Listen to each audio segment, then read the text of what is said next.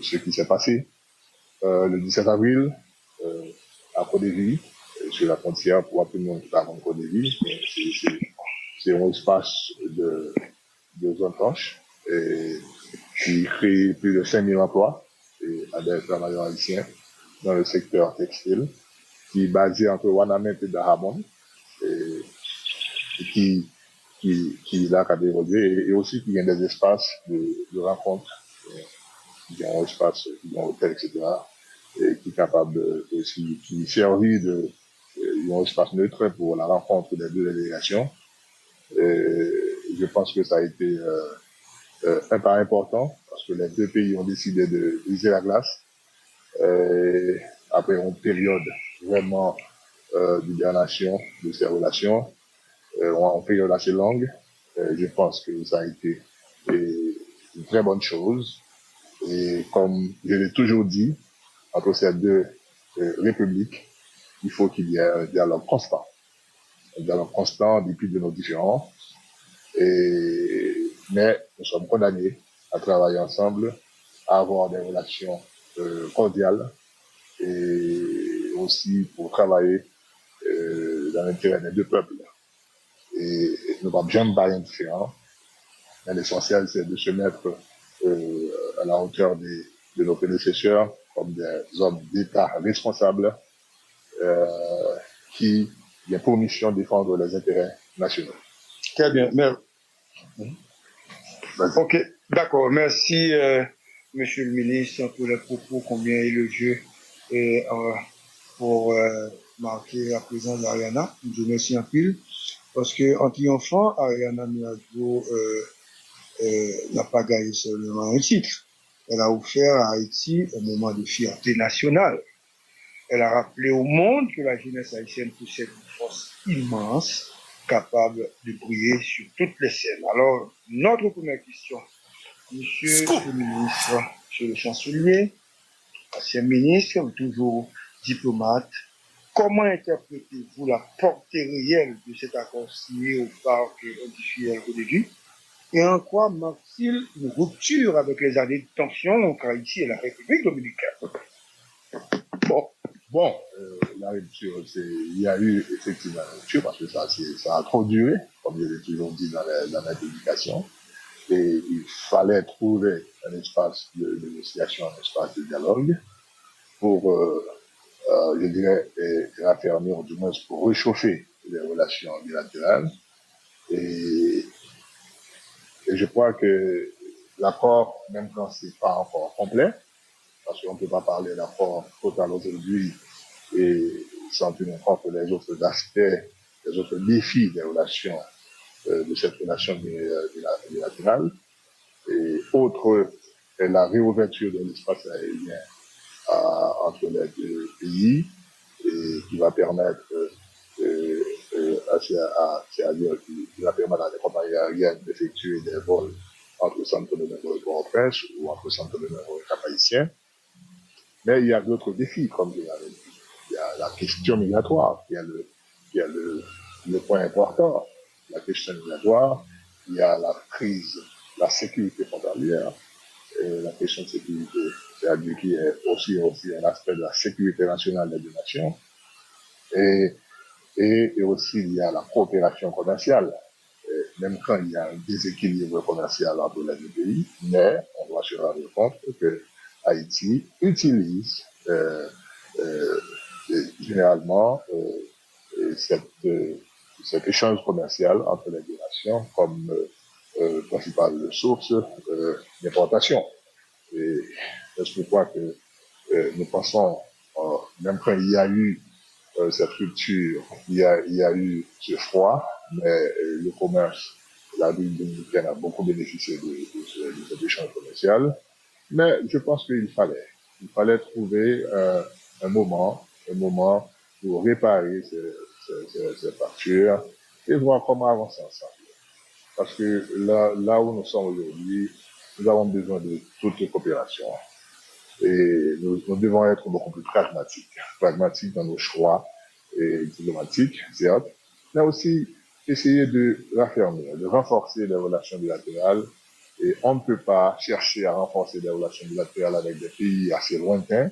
Pourtant, nous continuons à ignorer, ou du moins à accepter comme un fait accompli cette fracture diplomatique, cette froideur qui a existé. Et est-ce pourquoi je pense que je dois féliciter les autorités actuelles. Elles ont accepté de prendre le chemin de dialogue, d'avancer vers la vérité. Et ce qui est important dans ce qui s'est produit, c'est l'aspect, et je pense que c'est une leçon pour nos étudiants en relations internationales et les professionnels de la diplomatie. Ça, ce qui s'est passé vous montre pourquoi que dans le domaine international, hausser le ton n'est pas toujours en point de référence. On peut toujours agir en défendant nos intérêts nationaux, mais on le fait dans la discrétion complète. Aussi dans le respect mutuel. Et c'est pas en haussant le ton qu'on va trouver une solution. En critiquant, ou du moins en essayant d'être assez en bas contre nous. Mais je pense que ça a été une grande leçon de voir, même dans la discrétion, et c'est ce qui fait la force des diplomates. Qu'il s'agisse dans la discrétion, dans la tranquillité, dans le calme, avec un objectif premier qui est l'intérêt national. Et c'est-à-dire avec cet accord qui permet de nous réouvrir l'espace aérien entre deux pays, je pense que les deux pays ont pour devoir de continuer à négocier et voir comment aboutir à d'autres accords, notamment dans le domaine migratoire, la sécurité frontalière et aussi la question commerciale. Et Gary m'a profité là pour me souligner la situation des étudiants en République dominicaine. Et je pense que le gouvernement dominicain, j'espère qu'ils vont certainement prendre certaines dispositions avec cette histoire, cette nécessité de l'émission de visa. Il y a pas mal d'étudiants, au cours ils sont nombreux en République dominicaine, qui n'ont aucun statut légal. Ils étudient, mais ils n'ont pas de visa renouvelé. Ils vivent dans la peur, parce que chaque fois qu'ils vont à l'université, par exemple, tous les fois de l'immigration, je pense qu'on doit, et nos autorités doivent penser à continuer à poser ce problème sur la table, et je suis certain qu'ils l'ont posé, mais nous pensons que c'est important d'insister là-dessus, d'avoir cette protection, toute même provisoire, à trouver une issue permettant à nos étudiants qui étudient en République dominicaine de vivre dans la sérénité et pour qu'à étudier, parce que ça, c'est un problème assez important, et je suis certain que nos autorités vont prendre à cœur cette situation et voir avec les autorités dominicaines comment trouver une solution immédiate à cette impasse. Voilà. Ambassadeur Boukchit, après pratiquement 5 ans de tension, et est-ce que deux pays ils retournent réellement à une relation de coopération ou seulement à une gestion de crise permanente? Ben, je pense que au moins il y a pas, même quand c'est capable de pas dans gestion crise qui existait, mais ces petites actions vont contribuer de toute façon à la reprise d'une relation cordiale. Mais il faut le dire, diplomatiquement, nous avons une relation cordiale. Et chaque État a un ambassadeur et représenté dans chaque capitale différente. Je pense que l'essentiel, c'est de voir au niveau des plus hautes autorités avec avec une nouvelle approche, une nouvelle feuille de route en ce qui a trait à la relation bilatérale et voir comment continuer à renforcer. Mais je dirais, et tout cela passera par à travers de ce dialogue permanent que j'ai toujours prôné. Et je pense qu'il y a d'autres personnes qui le croient aussi, entre ces deux républiques, il faut qu'il y ait un dialogue permanent nous devons trouver cet espace, même quand il y a une structure, comme vous le savez, qui s'appelle la commission mixte. Chaque pays a un secrétariat technique qui permet aux autorités au courant et aussi des points de discussion à partir de cette commission mixte, de ces deux secrétariats. Mais j'ai l'impression que du côté dominicain, ne sont pas trop intéressés à la réactivation de cette commission mixte. Mais l'essentiel, c'est de trouver un espace. Et moi, j'ai prôné pourquoi nous n'établissons pas une consultation politique, même quand on pourrait le faire de manière régulière. Si nous ne souhaitons pas réactiver cette commission mixte, on peut avoir l'approche de la consultation politique, là où les experts des deux côtés, pourront se rencontrer et discuter des thèmes importants dans les relations et faire des recommandations aux autorités supérieures. Et comme je l'avais dit tantôt, nous sommes condamnés à vivre ensemble. Et certainement, il y aura toujours des différences. Et nous ne sommes pas les deux premiers peuples, les deux premiers États partageant une île, un espace géographique.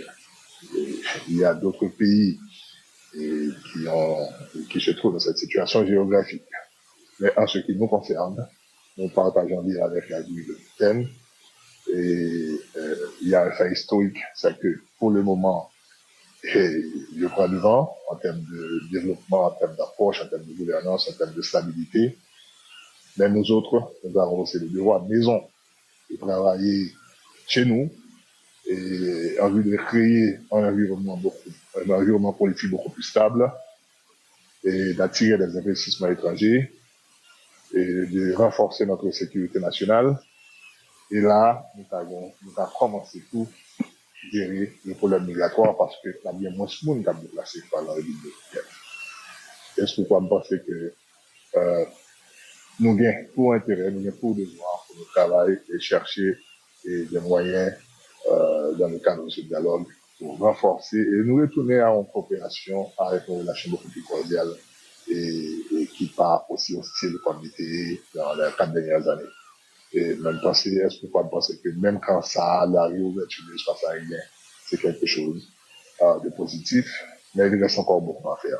Il y a d'autres défis importants à relever, mais est-ce pourquoi c'est important d'avoir ce dialogue? Nous devons parler l'une avec l'autre pour nous chercher les résoudre, parce qu'il y va dans l'intérêt national de chaque État. Et les fondamentales pour deux pays à réactiver commission bilatérale mixte dans le cadre de processus de réchauffement des relations. Bon, c'est important. Moi-même, j'ai toujours demandé et pour réactiver la commission bilatérale haïtiano-dominicaine. Mais à mon humble avis, c'est peut-être une lecture erronée de ma part, mais à mon humble avis, j'ai l'impression que la Dominicaine ne soit pas trop enthousiaste pour le relancement de cette commission mixte. Si toutefois les conversations directes entre les deux ministres des Affaires étrangères et qu'à apporter fruit, bon, pourquoi pas, on peut continuer à le faire. Mais à mon avis, je pense qu'il aurait été mieux d'avoir cette commission mixte. Mais si on estime que c'est plus relevant, c'est plus, je dirais, important à avoir cette structure de discussion et de dialogue, on peut toujours avoir des échanges directs entre les deux ministres de l'Affaires étrangères et d'autres secteurs et de chaque côté, et notamment à travers ce mécanisme que je considère aussi important, c'est la consultation politique. Et sur la consultation politique peut avoir un agenda qui a des points importants de discussion et aussi avec l'objectif de trouver des solutions sur chaque question posée. Mais c'est impossible si on n'arrive pas à réactiver cette commission. Je pense qu'on peut toujours penser, mais si l'un des deux côtés n'est pas trop intéressé à le faire, mais l'essentiel, c'est d'avoir ce canal de communication, ce canal de dialogue permanent, c'est ce qui est important pour les deux États. Et je les encourage à continuer sur cette lancée. parce que je pense que c'est plus bénéfique. On ne peut pas s'isoler, mais on doit être beaucoup plus proactif dans la défense de l'intérêt national. Et parce que nous avons plus d'un, même quand nous n'avons pas de chiffres officiels, mais je suis certain, nous avons plus de 800 000 Haïtiens. On ne peut pas les ignorer. On doit pouvoir, on doit être capable d'intervenir sur le territoire dominicain dans les différents secteurs pour défendre leurs droits et pour protéger leurs intérêts. Mais pour le faire, il faut qu'il y ait un rapport cordial, des relations harmonieuses et capables de permettre aux diplomates haïtiens établissant sur le sol dominicain de faire leur travail. Voilà. Qui ça, monsieur l'ambassadeur, selon même Dominique n'est pas favorable à la réactivation de la commission mixte bilatérale? Bon, alors ce que je dis, quand je vous dis si je ne suis pas et probablement capable, c'est peut-être, c'est certainement une hypothèse. Et c'est mal lecture des choses. Est-ce pourquoi je dis c'est mal lecture pour être erroné, mais pas fin sûr. Pour que j'aime dit ça parce que je crois au niveau du côté haïtien, le secrétariat technique qui existait et qui fait partie de la commission, c'est a été activé la commission haïtienne. Et ça, bon, de notre côté, c'est un peu bancal. Mais du côté dominicain, j'ai l'impression, on n'a jamais eu, je crois, la rencontre des deux secrétariats techniques, je crois, ça a plus de 2 ans, depuis 3 ans, depuis qu'il n'y a jamais eu une rencontre, une réunion officielle, c'est-à-dire une réunion formelle de ces deux secrétariats qui travaillent sur des questions, sur des agendas, et ça permet au moins l'autorité au courant et voir comment aboutir, comment prendre des décisions. Et je crois, du côté haïtien, il y a eu des tentatives qui n'ont pas été des tentatives de relancer les secrétariats, la rencontre des deux secrétariats. Ces démarches n'ont pas été productives. Et c'est pourquoi je pense que probablement des autorités dominicaines cherchent d'autres moyens, d'autres formules de pourparler, de conversation avec les Haïtiens. Mais comme je l'avais dit, cela n'empêche pas d'avoir entre les deux États un espace de dialogue. On peut toujours avoir d'autres mécanismes de conversation. On peut toujours avoir d'autres aspects, d'autres moyens de converser et trouver des solutions, comme c'est le cas de cet accord qui a été signé le 17 avril dernier à Codélie, et la commission des deux secrétaires techniques. C'était pas un travail direct de ces deux commissions, mais c'est plutôt des contacts qui ont été pris. Et je crois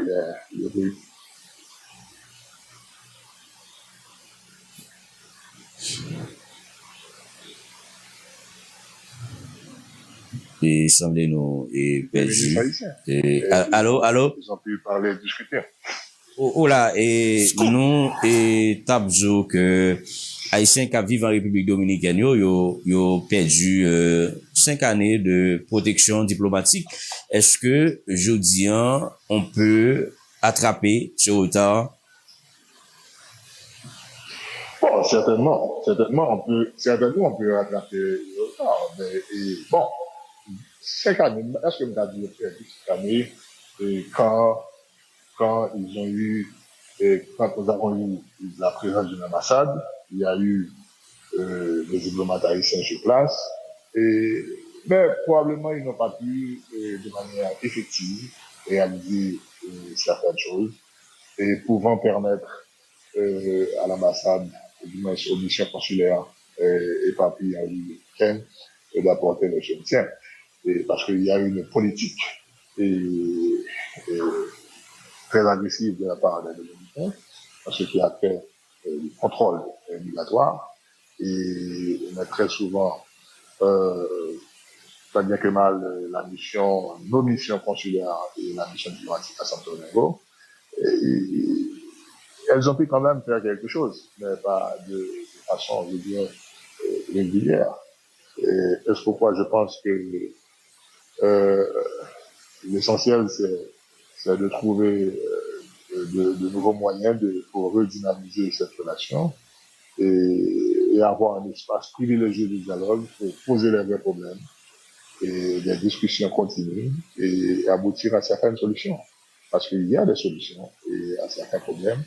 Même je suis certain, même quand le problème migratoire, c'est quand même un fléau, c'est pas quelque chose qu'on va résoudre immédiatement, mais on peut avoir des discussions pour essayer de juguler un peu la gestion qui est faite de ce problème et pour avoir et même apporter un aspect beaucoup plus humain dans la gestion de ce problème du côté des Dominicains. Et je pense que c'est essentiel, c'est d'avoir ce canal de discussion constant et en vue de trouver des solutions assez idoines à ce problème.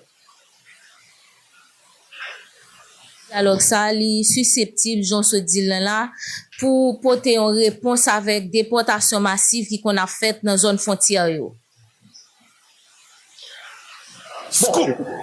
il y a une chose importante. Je pense qu'il faut le dire à chaque fois nous intervenons. Et la gestion migratoire, c'est un droit souverain d'un État. Et la République dominicaine a ce droit souverain d'effectuer des contrôles migratoires et de décider qui doit rester sur son territoire ou non, etc. Nous comprenons ça et nous respectons ce privilège, cette prérogative constitutionnelle que le président dominicain, ou du moins les autorités dominicaines qui ont. Mais ce que nous devons continuer à insister, c'est surtout sur le respect des droits humains. C'est-à-dire dans la dignité, ces déportations doivent être faites dans le respect des droits humains, dans la dignité de l'homme. Et certainement, de notre côté, je l'avais dit tout au début, nous avons cette responsabilité, un devoir de maison, et voir comment nous autres en Haïti, nous devons faire le nécessaire, c'est-à-dire trouver des accords politiques et moderniser notre mode de gouvernance et une meilleure gestion de nos ressources et qui permettre nous au moins créer des espaces, créer des opportunités et pour un peu de nos compatriotes, c'est-à-dire au moins même penser à investir davantage dans les zones frontalières. Et ça va permettre nous au moins diminuer le flux migratoire parce qu'il y a moins de monde qui a quitté le territoire là et ajouter à ces problèmes sociaux qui existaient avant, il y a le phénomène de l'insécurité, le phénomène de la gangsterisation, c'est des zones que les gens envahissent, tout le monde est obligé de sauver, quitter les zones. Ça ne passe pas battant dans les grandes villes, qui j'aime des accidents dans la zone frontière, dans les frontières. Ils sont un problème majeur. C'est-à-dire que nous avons cette responsabilité et en même temps, on a veillé à la violation du respect des droits de nos compatriotes, mais en même temps, nous avons cette obligation, je dirais, politique, de trouver des solutions et pouvoir comment réduire ce flux migratoire et en créant des possibilités, des opportunités pour ces gens, notamment dans la zone frontalière, pour aller dans le domaine de la production agricole, parce qu'il y a plus là-dedans, c'est l'agriculture, le travail, en plus là-dedans, la construction, même quand nous n'avons pas de grands projets de construction en Haïti pour le moment, mais je pense que si tu as des investissements dans la zone frontalière, et notamment dans le domaine de la production agricole, cela pourrait contribuer à réduire le flux migratoire, avoir moins de gens. Et parce que nous avons défini quoi l'humiliation, ça parfois du côté dominicain, les gens ont déporté, les gens arrêtés, etc. Parfois, nous nous trouvons dans la situation de redonner encore. Parce que bah, il n'y a rien, il n'y a plus d'espoir dans cette zone, dans sa communauté. Et je pense qu'il est important pour nous faire devoir de maison ça, pour nous comment trouver ensemble cette solution, un moyen d'accompagnement et aussi créer des opportunités pour, notamment au niveau de la zone frontalière et pour comment on peut commencer à réduire le flux migratoire là. Alors, et réouverture espace aérien entre deux pays, c'est un pas positif.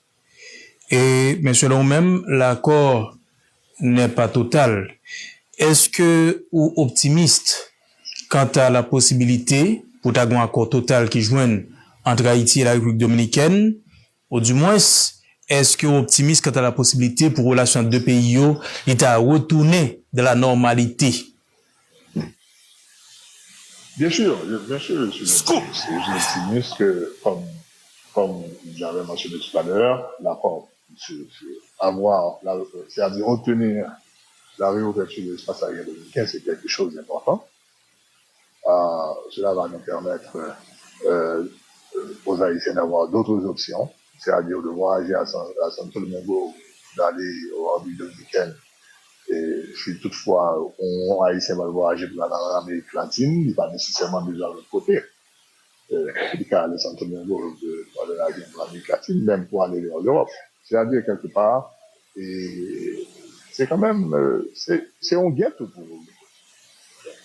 Parce que imaginez combien Haïtiens quand utiliser l'espace, c'est-à-dire Canal Sahara comme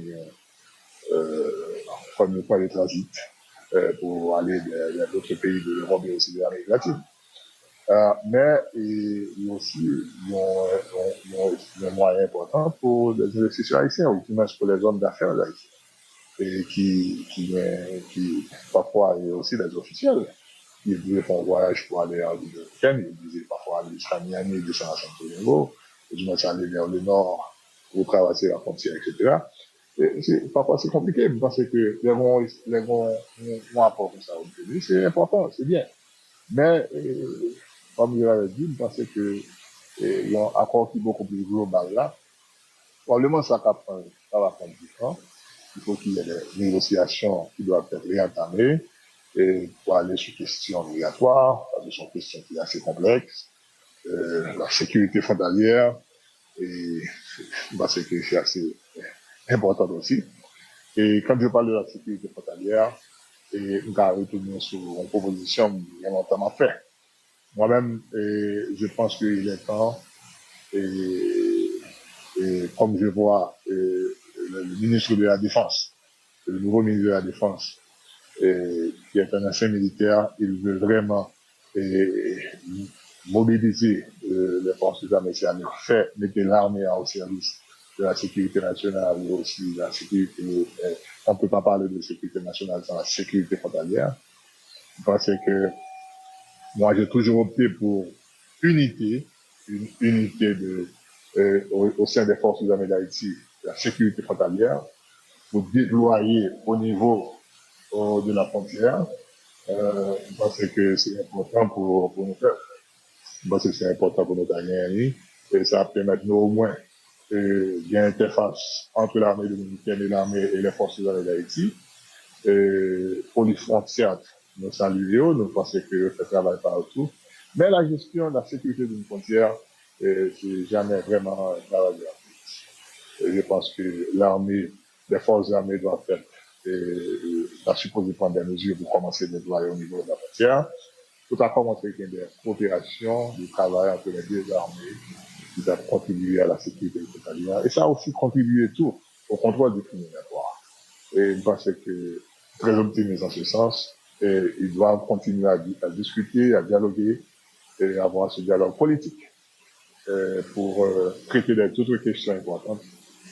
Et comme on te dit, l'espace aérien que vous voyez assez bien, mais il y a d'autres défis encore majeurs et qui étaient la collaboration bilatérale là, qui doit gérer, qui doit trouver des solutions parce que il va de l'intérêt national des deux côtés.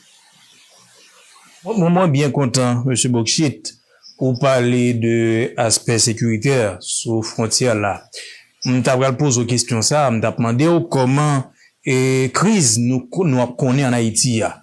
Situation sécuritaire là notamment comment les capables empêcher ou du moins les capables on va me dire empêcher nous river dans accord total ça parce que à chaque fois il y a des décisions autorité dominicaine qu'on apprend yo évoquer situation sécuritaire qui est dans le pays pour prendre décision.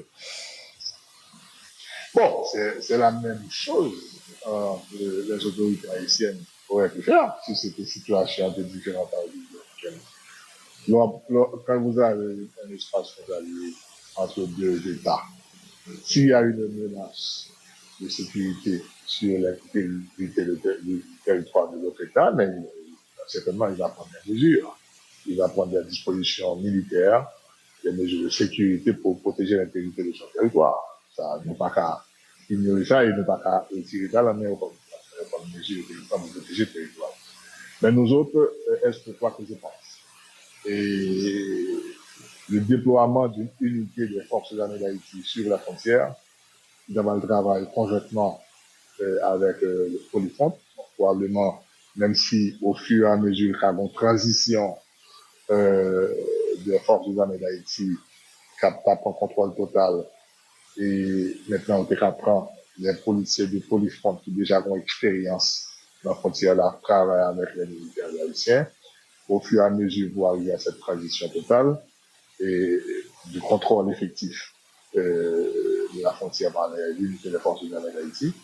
Je pense que c'est un aspect qui vient la coopération ça avec les Nations Unies, du moins avec les partenaires internationaux, et dans le cadre du déploiement de la FLG, Force de répression des gangs. Et nous supposons chercher un accord et trouver un espace pour voir comment le déploiement Force de répression des gangs, qui a supposé qu'il y ait des unités aussi qui a aidé nous contrôler les frontières là.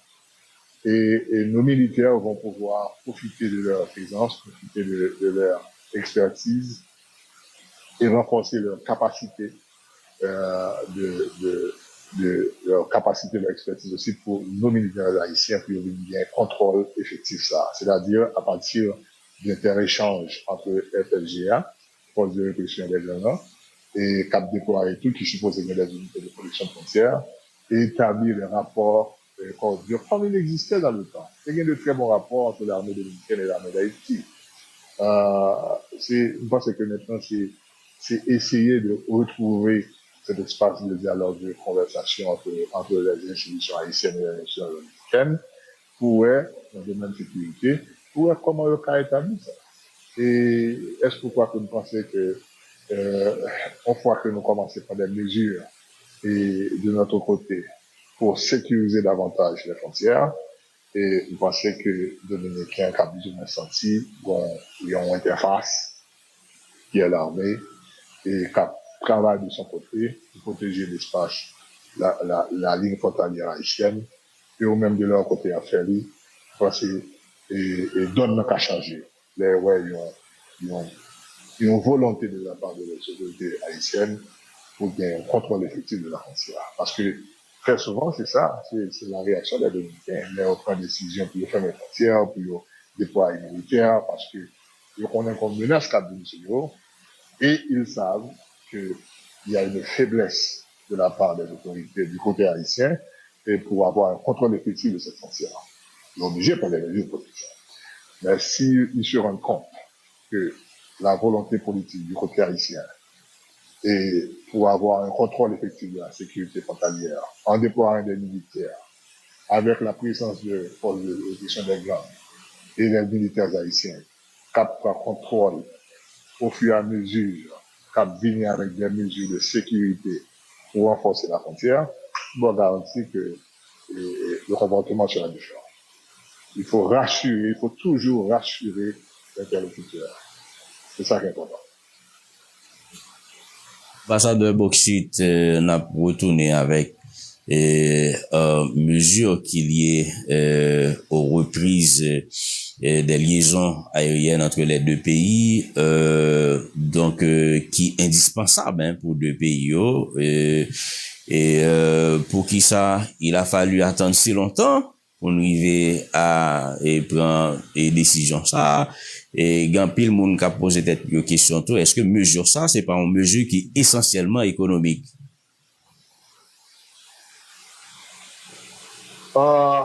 Certainement, économique aussi. Économique, ils sont décisions, bon, comme des cas dire comme des radios, les mobiles de toute décision politique, généralement, toujours, il y a un mobile économique derrière. Et un mobile économique qui a l'intérêt chaque côté, qui a l'intérêt l'une que l'autre, parce que il faut admettre que du côté haïtien, nous avons une ligne aérienne haïtienne qui parle certainement faire zone tout. Il y a une ligne aérienne de l'Uniquette qui a voulu exploiter marché à tout. Certes, il facilite aussi d'autres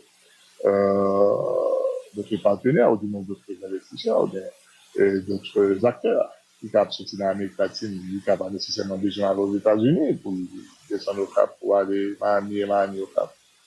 Et si maintenant la personne, les voyageurs et de l'Amérique latine, notamment, souhaitent venir en Haïti, je connais qu'il y a des vols de Santo Domingo dans toute capitale Amérique latine, après Santo Domingo, ensuite de Santo Domingo au Haïti. Bon, c'est, quand on voit toute côté technique ça, toute côté ça, oui, certainement, ils ont un aspect économique, pourquoi pas. Est-ce que l'État est important? Parce que quand il s'agit de l'économie, et non-obstant de quantité et sans qu'à tirer de lui comme profit, mais l'essentiel c'est d'avoir l'exercice. Et c'est de permettre à ces opérateurs d'exploiter le marché et aussi permettre que les hommes d'affaires que les hommes d'affaires dominicains, que les hommes d'affaires de l'Amérique latine, qui connaissent qu'il y a une connexion, parce que la connectivité est important en matière de développement. On ne peut pas dire de développer et pendant ce temps, on n'a pas aussi une connectivité aérienne. Est-ce pourquoi, encore une fois, et je dois profiter de cette opportunité, pour m'encourager l'autorité haïtienne pour chercher en façon de réouvrir l'aéroport international de Port-au-Prince. Parce que nous sommes en 2026, les amis. Nous n'avons pas un aéroport international qui était fermé. Et je pense que tout est important pour l'autorité, ou bien la population, en communication qui est transparente. Et il y a eu des démarches au niveau des autorités américaines, c'est-à-dire le FDA, et on peut à chaque fois venir visiter pour prolonger date là. Mais quand nous connaissons qui ça pour prolonger date là, est-ce que c'est qu'ils ont demandé, est-ce que pas satisfait, quand nous connaissons, et qui ça doit faire encore ou avancer?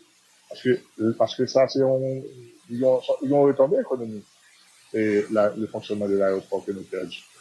Et c'est pourquoi il est important pour nous trouver, on cherche des façons pour nous résoudre le problème, parce que certes, c'était malheureux, et à des c'est malheureux quand même, il faut le déplorer que l'avion commercial peut toucher par balle. Mais les amis, il y a d'autres aéroports internationaux, et ça a arrivé, ça n'a pas empêché de fonctionner. Et même les pays en guerre, l'aéroport international doit fonctionner. Je pense que nous devons continuer à travailler en ce sens avant pour nous joindre au moins une solution pour la réouverture de l'aéroport international, parce que c'est pas tout le monde qui a moyen d'aller au Cap, à le bon avion, puis voyager. Et je pense que ça, c'est le fait d'arriver à la réouverture de l'espace aérien dominicain à Haïti et dominicaine. Je suis certain, je suis convaincu que les autorités haïtiennes, elles peuvent travailler, elles peuvent ajouter aux efforts déjà consentis pour réaliser ça, parce que c'est important, la réouverture internationale de Port-au-Prince, au moins économiquement, c'est son perte, pour nous quitter là n'a pas fonctionné, et aussi les emplois qu'il a générés, parce que les familles qui vivent de lui, je pense que ça aurait été une bonne chose de travailler, de trouver une solution en vue pour au moins réouvrir l'aéroport international de son ouverture. Ça, ambassadeur Bokchit, il y a un peu de monde qui longe doit être sur la diplomatie haïtienne et sur nos silences. Et il est vrai que la question sécuritaire, c'est une raison fondamentale qui cause à pouvoir fermer. Et s'il y a des efforts qui a fait aussi, mais que diplomatie a pas de été croisé bras, faut aller et à la rencontre des pays qui à l'origine de décision pour parler, pour dire mais ça qu'a fait. Et dans l'idée pour être capable de montrer que il y a des débat qu'a fait et l'état nécessaire pour nous retourner et à réouvrir espace, réouvrir l'aéroport international, tout ça l'ouverture. Donc ils ont analysé ça. Est-ce que vous pensez que la diplomatie a un gros coup à jouer dans les démarches? Scoop. Certainement, nous avons la diplomatie haïtienne à sa partition pour lui exécuter dans cette démarche. Et même quand ça reste aussi technique, moi-même, ce que j'ai toujours recommandé, et dans la publication comme telle, pourquoi pas, au moins, t'as supposé qu'on commission ad hoc, il y a un ministère important dans le domaine ça, affaires étrangères, travaux publics, communication, et aussi et d'autres institutions qui sont impliquées pour avoir un dialogue de négociation constante avec les autorités américaines, notamment le FAA. Et parce que nous connaissons qu'il y a des efforts qui font, et notamment qui sont de sécurité dans l'environnement de l'aéroport. Il y a des maisons qui ont commencé à démolir, etc. Mais il nous faut des informations supplémentaires. La communication est importante. Parce que le gouvernement a intérêt pour communiquer sur ça, pour dire, mais ça fait déjà, dans le cas de ça, mais ça a continué de faire, mais ça a augmenté nous, mais ça ne peut pas faire. Au moins pour qu'on sache. Et parce que c'est ça, je pense que c'est regrettable le fait qu'il n'y a pas eu de communication transparente bien suffisamment dans ce domaine. Et je pense qu'il y va dans l'intérêt même du gouvernement haïtien et dans l'intérêt national. Et pour travailler davantage et aboutir à la réouverture de l'aéroport. Pendant qu'il y a travaillé très durement sur la question de sécurité, pour une solution de sécurité avec les efforts de la police nationale et les efforts d'autres structures pour batailler contre la question de sécurité. Mais en même temps, ça va empêcher au moins l'aéroport international là, réouvert. Et il cap probablement en France. Parce qu'il y a pas mal de gens dans la diaspora, même sur le plan des situations difficiles. Il y a des gens qui souhaitent venir en Haïti de cette manière. Et quand vous allez à l'aéroport international de la Haïti, où est trafic et qui vient ça, il y a quelque part on soit, notamment pour les Haïtiens qui reviennent dans le Grand Nord et qui aussi vivent dans le Sud, qui profitent de vol au Cap au Caire pour aller dans le Sud, etc. Mais il y a des gens aussi qui n'ont pas là, qui voyagent pour plusieurs raisons, mais qui n'ont pas les moyens nécessaires pour aller au Cap haïtien. Ils ont payé un ticket aéroport parce que le Cap pour aller de l'autre côté. Je pense que c'est quand même nécessaire d'y penser et renforcer, ou du moins redoubler pression ça et avec les partenaires que nous avons discuté avec eux, notamment les autorités américaines, pour au moins permettre. Parce que le fait que ait décidé appareil américain par le LINA, assurance augmentée, protection, mais aux jeunes d'autres lignes aériennes d'autres pays qui décident de tout, basé sur la tendance américaine, notamment pour le Canada, avec un transatlantique Canada, etc. Les Haïtiens qui sont au Canada, qui ont souhaité venir en Haïti, pas qu'à venir, sont besoin d'aller à Montréal, obligés de passer par Miami, sont obligés d'aller aux villes dominicaines. Et c'est le coût. Ça lui dit un coût qui est trop lourd sur les consommateurs haïtiens. Je pense que c'est important et pour l'autorité redoubler d'efforts, ouais, comment le plus vite possible nous aboutir à la réouverture de l'aéroport international, bien sûr.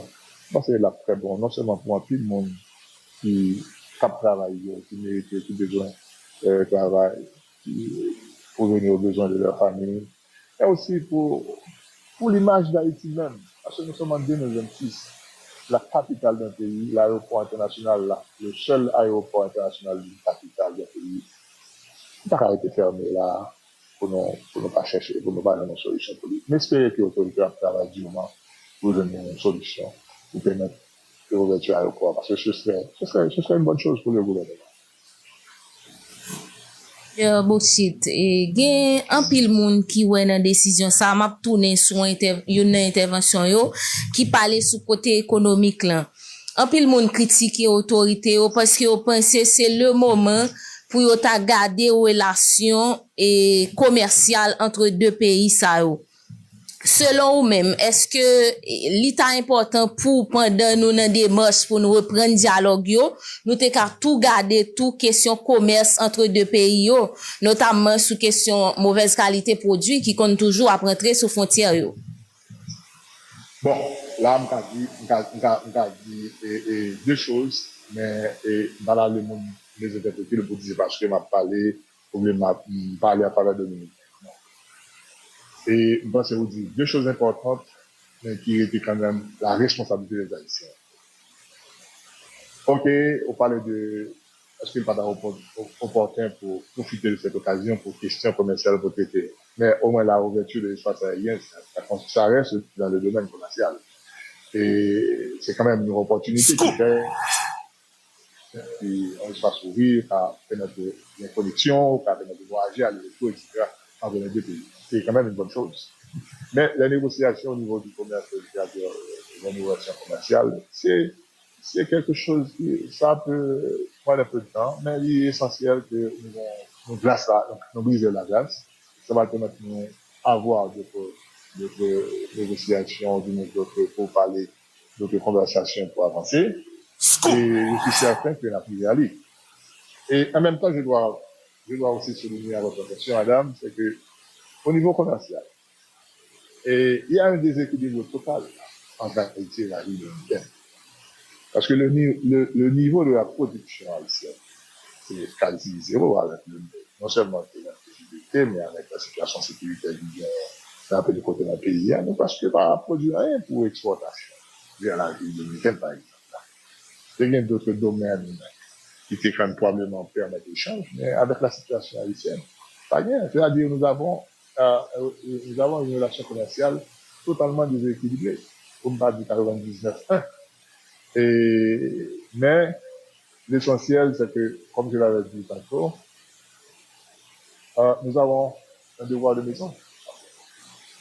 Tout le barrage, ça va conditionner à ça que nous avons faire la taille dans un pays, en termes de décision politique, en termes de gouvernance et en termes de choix de politique publique que l'on connaît par exemple. Et si nous allons, dans les 5 prochaines années, nous investir davantage dans la production agricole, que nous réduire notre dépendance de la vie dominicaine, parce que nous importons tout. Vous avez parlé tout à l'heure de la qualité des produits, mais ça c'est la responsabilité des autorités douanières haïtiennes. C'est pour contrôler la qualité des produits, vous connaissez qui peut rater ça.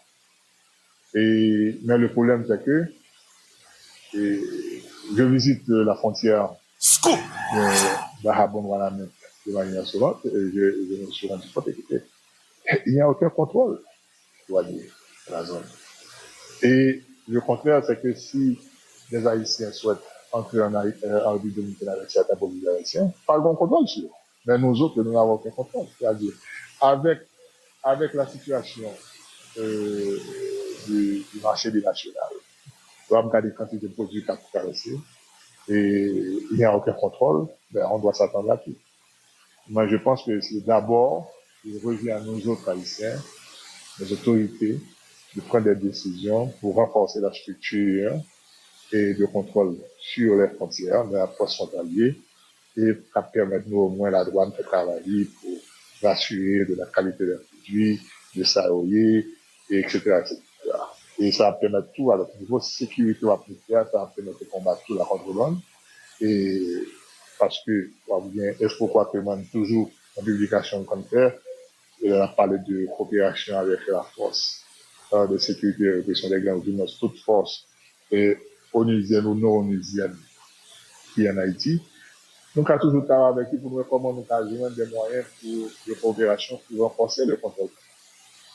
Parce que maintenant, avec la technologie, il y a pas mal de scanners géants qui ont au moins contrôle de manière effective sur tout produit à de la carte.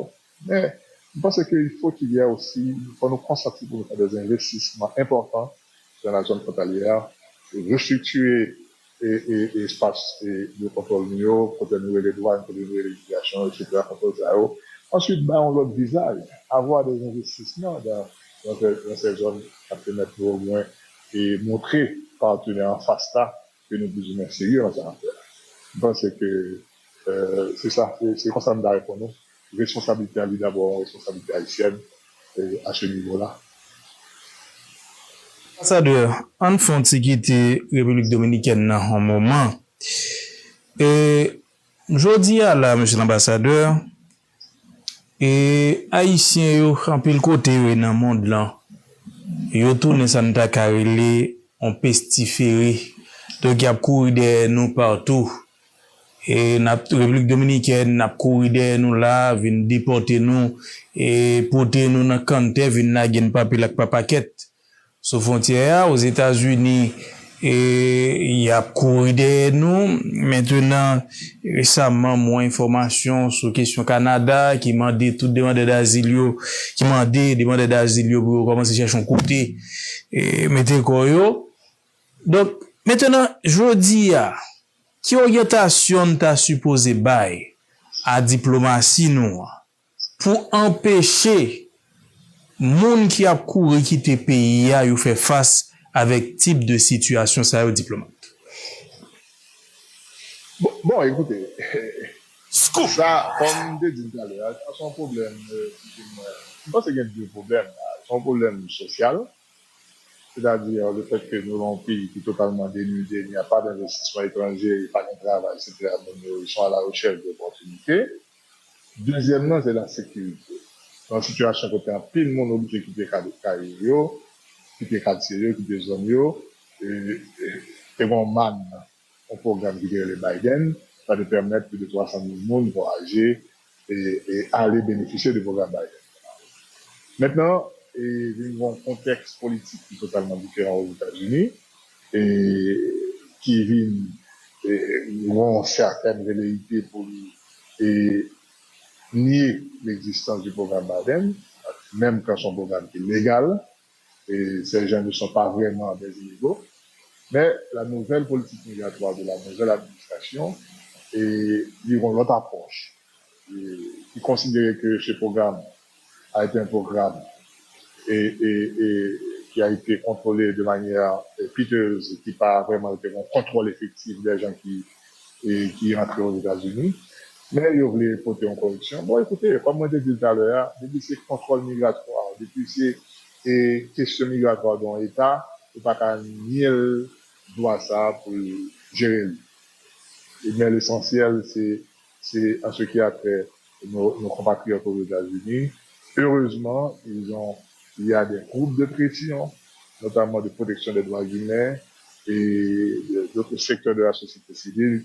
Et certains parlementaires américains qui les accompagnent pour au moins aider eux et survivre au moment turbulent.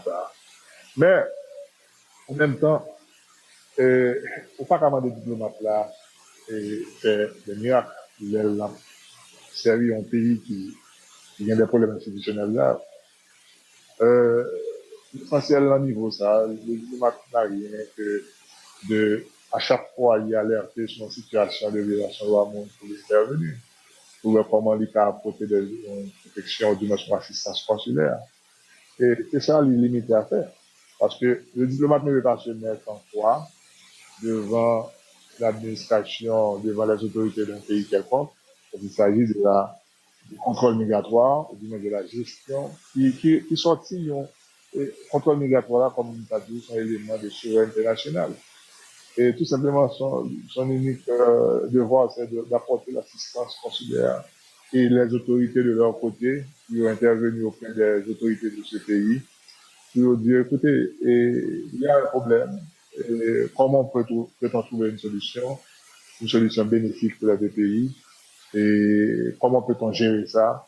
En fait, tout directement un exercice assez long, assez périlleux parfois, mais l'essentiel, le diplomate, généralement, travaille en fonction des directives de sa capitale, en fonction de la situation, dans le contexte approprié. Mais est-ce qu'on croit que Mbaba, le diplomate, la responsabilité, non? Il va dépendre de ça le gain comme instruction, et ça le gain comme feuille de route, et ça le gain comme engagement. Parce que ça peut arriver, le diplomate se trouve dans une situation côté, il peut bien faire. Mais, au-delà de ça, même le pas fait, mais pour être non seulement un diplomate haïtien, pour défendre les intérêts de nos compatriotes. Et tant bien que mal, nous avons cette responsabilité. Mais le travail essentiel, notre décision nécessaire doit être particulièrement des autorités, des décideurs politiques, des autorités qui sont en place. De la diplomatie haïtienne, ambassadeur Bokchit, et gagné sous impulsion nouvelle ministre là, et de changement qui est à opérer au sein de la diplomatie. De parler de remaniement annoncé dans la diplomatie. Hein. Donc, est-ce que remaniement ça est nécessaire selon vous-même? Est-ce que diplomatie trop longtemps est utilisé comme un système de récompense politique? Bon, je pense que il n'y a pas à sortir de là. Il n'y a pas à sortir de là. Et il faut un coup de balai. Il faut un coup de balai parce qu'il faut nous accepter que pendant trop longtemps, et vrai, diplomatie nous a servi un espace d'exercice du pouvoir. Bon, même quand, selon le principe accepté, selon même la Constitution, le chef de l'État est le chef de la diplomatie haïtienne, et presque partout d'ailleurs. Et diplomatie est en chasse gardée du chef de l'État, c'est-à-dire en fonction de sa vision, de son objectif, et de ce qui bat les grandes lignes directives de notre politique étrangère, c'est-à-dire avoir une doctrine de politique étrangère et connaître comment mettre en œuvre cette politique. Il faut qu'il y ait des diplomates, il faut qu'il y ait des ambassades, il faut qu'il y ait des consulats. Mais l'augmentation du personnel de mission de la consulaire qui pas rendu beaucoup plus efficace. Au contraire, ils ont un coût énorme pour l'État haïtien, pour l'économie nationale. Vous pensez qu'il y a des pays qui ont beaucoup plus de moyens passés, qui ont des ambassades avec des effectifs très réduits et qui sont efficaces. Moi-même, je suis toujours contre l'ouverture par la démission diplomatique et consulaire. Et moi-même, pas pour ouverture de l'ambassade partout, pendant ce temps, on ne sait pas qu'est-ce qu'on va défendre. On peut toujours avoir un réseau d'ambassades à orientation économique ou à orientation politique, mais une ambassade qui a au moins servi de conseiller dans d'autres pays.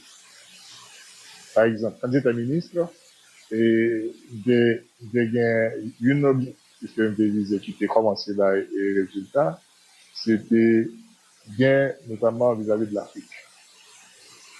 Quand je suis arrivé, j'ai l'ambassade d'Haïti au Bénin qui a commencé à faire même, de finir le processus là.